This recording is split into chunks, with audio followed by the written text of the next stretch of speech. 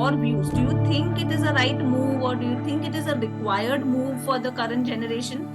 Or do you think, no, it's not required, they can learn it in Yes, college, ma'am. etc.? So, ma'am, it is required.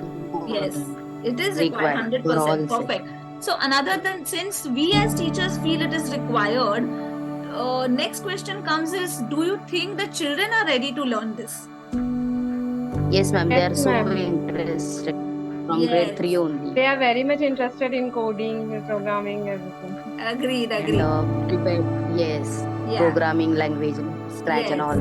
They are yes. very much interested, and they want to learn more and more about that programming. So now, since you are interested in teaching something new and something exciting to children, what happens? See, when you are so right now the government has told you that you have to teach Python, you have to teach Scratch, you have to teach so and so.